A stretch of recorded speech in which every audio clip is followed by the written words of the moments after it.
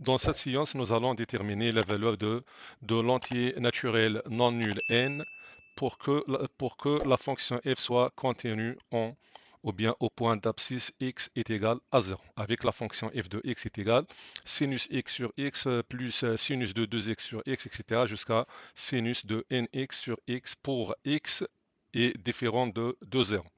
Et l'image de 0 par la fonction f est égale à 3. Donc, d'abord, on va rappeler de la définition de la continuité. Donc, lorsque la fonction f est, est contenue en x est égal à a, par exemple, ça signifie que ça équivaut à la limite de f de x quand x tend vers a est égal à f de a. Donc, dans ce cas-là, on a f est contenu en x est égal à 0. Ça équivaut à la limite de f de x quand x tend vers 0 est égal f de 0 qui est 3. Donc prenons la fonction f, donc nous allons calculer la limite de f de x quand x tend vers 0. Donc est égal à la limite de sinus x sur x plus sinus de 2x sur x plus sinus 3x sur x jusqu'à sinus de nx sur x avec x tend vers 0. Ça est égal f de 0 qui est 3. Donc, la limite de f de x, donc on va utiliser les limites usuelles, la limite usuelle de sinus. Donc on a sinus x sur x. Pour sinus de 2x, on va multiplier le dénominateur fois 2, donc c'est 2 sinus 2x sur 2x. Pour sinus 3x, c'est 3 fois sinus de 3x sur 3x, et ainsi de suite jusqu'à nx, donc c'est n fois sinus de nx sur nx, avec x tend vers 0. Toujours ça est égal à f de 0 qui est 3. Donc on a sinus x sur x est égal à 1, limite usuelle. Sinus de 2x sur 2x est égal à 1 ou bien tend vers 1 fois 2, ça est égal à 2.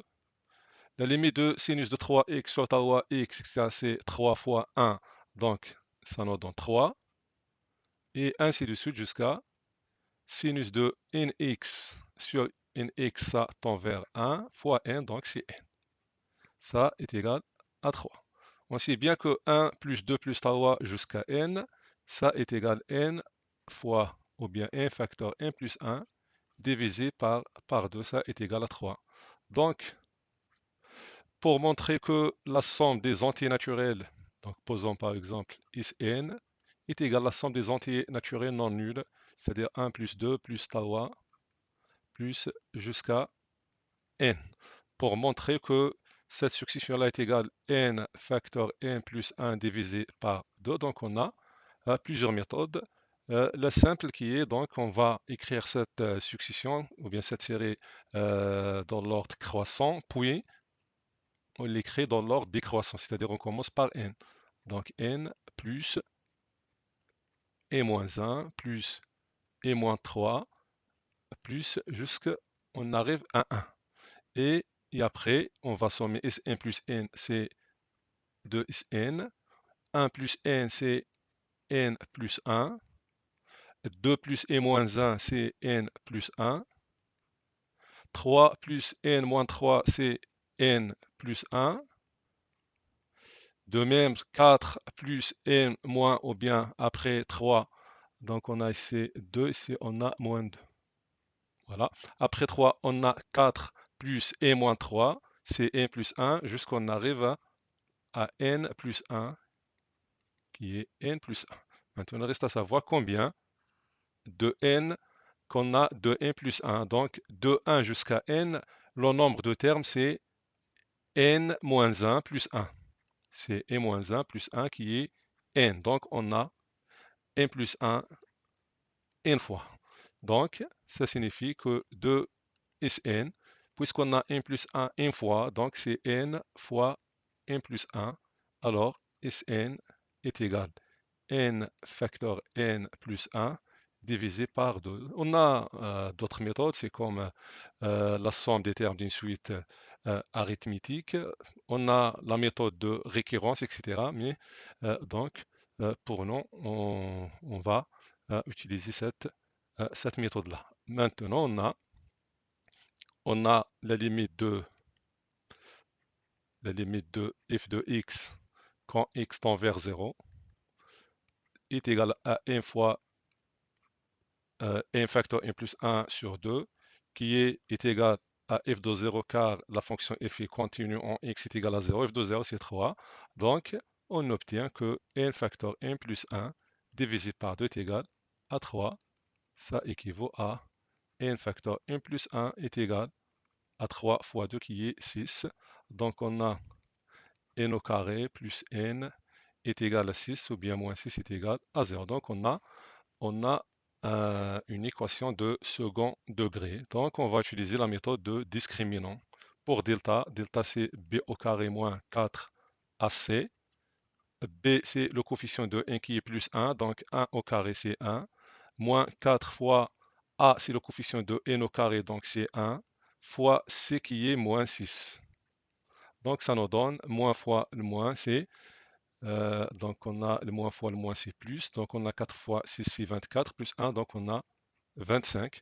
Donc les racines sont, donc la première racine c'est n1, c'est moins b moins racine delta sur 2a. Pour b c'est 1, c'est plus 1, donc moins b c'est moins 1. Moins la racine de 25 c'est 5, donc c'est moins 5. A c'est 1, donc 2a c'est 2. Donc on a moins 1, moins 5 c'est moins 6. Moins 6 sur 2, c'est moins 3. Donc cette valeur n'est pas admise. Pourquoi? Parce que n est un entier naturel. Donc la deuxième racine, c'est moins b plus racine de delta sur 2. Donc c'est moins 1 plus 5 divisé par 2. Donc c'est 4 sur 2. Donc c'est 2. Donc cette valeur est acquise. Pourquoi? Parce qu'elle appartient à n étoile. Donc c'est un entier naturel non nul. Donc c'est comme ça, on est arrivé à déterminer la valeur de n qui est 2. On a une autre méthode. Donc ce n'est pas la peine d'utiliser la méthode de discriminant, mais cette méthode, donc puisqu'on a n au carré plus n moins 6 est égal à 0, il suffit de chercher une racine qui est évidente, c'est-à-dire de remplacer 1 par un entier et d'avoir 0. On constate bien que si on remplace 1 par 2, donc on obtient 2 au carré c'est 4 plus 2 c'est 6. Donc la racine évidente c'est 2. Donc nous pouvons factoriser ce trinôme-là. On sait bien que la factorisation d'un trinôme de second degré c'est a facteur x moins x1 facteur x moins x2 donc est égal à 0, donc A c'est 1, donc X, donc c'est N dans ce cas-là, donc N, la première racine qui est 2, donc c'est N moins 2, facteur N moins la deuxième racine qui est P, ça est égal à 0. On sait bien que moins 2 fois moins P, ça nous donne le nombre C. Donc, moins 2 facteur moins P, ça nous donne le nombre 6 et moins 6. Donc, moins fois moins c'est plus. Donc, 2p est égal à moins 6. Alors, p est égal à moins 3. Donc, on remplace p. Donc, on a n moins 2. Facteur n, p c'est moins tawa. Donc, n plus tawa est égal à 0. Donc, n moins 2 est égal à 0. Bien, n est égal à 3 est égal à, ou bien n plus tawa est égal à 0. Donc, n est égal à 2. Bien, n est égal à moins 3. Donc, cette valeur-là est refusée parce que n est un entier naturel. Donc, la valeur admise, c'est 2. Donc, n est égal à 2. Donc, lorsque n est égal à 2, donc la fonction f s'écrit sous forme de sinus x sur x plus sinus, donc n c'est 2, donc sinus de 2x sur x. Donc, cette expression-là, c'est l'expression de la fonction f de x et qui tend vers, donc lorsque x tend vers 0, ça nous donne combien? Sinus x sur x tend vers 1, sinus 2x, donc on va multiplier fois 2 fois 2, ça tend vers 2, donc 2 plus 1 est égal à 3, donc exactement c'est l'image de 0 qui est 3. C'est comme ça, on est arrivé à la fin de cette séance. Assalamu alaikum.